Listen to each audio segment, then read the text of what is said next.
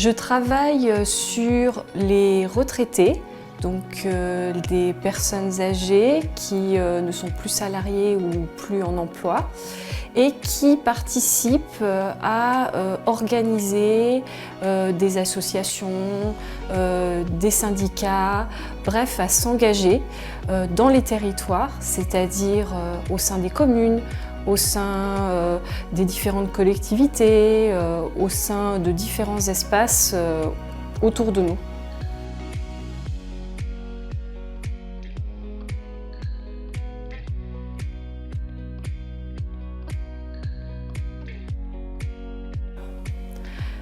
En fait, la recherche, ça m'a toujours intéressée quand même au fond un peu, parce que je voulais être archéologue. J'avais une passion pour Indiana Jones.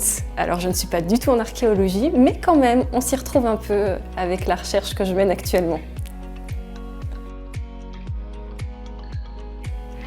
Eh ben, j'allais dire un peu les deux.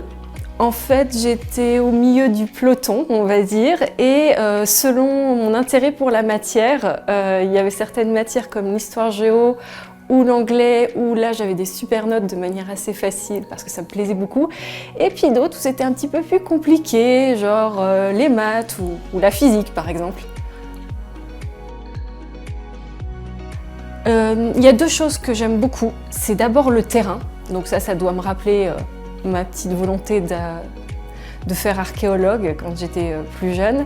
Et puis tout ce qui est analyse des résultats. Quand on commence à avoir récolté beaucoup de choses qui viennent du terrain, on a interviewé plein de monde, on a discuté avec plein de personnes et qu'il y a des choses qui émergent, c'est un petit peu comme si on découvrait une sorte de trésor en fait.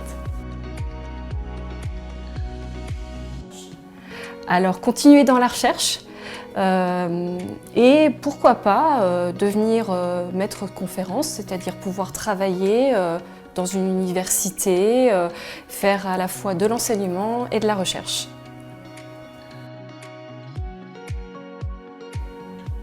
Eh ben, c'est la curiosité et le fait que quand on aime par exemple décortiquer des choses, savoir comment quelque chose de très complexe fonctionne, je trouve que faire de la recherche, ça apporte vraiment une grande stimulation intellectuelle.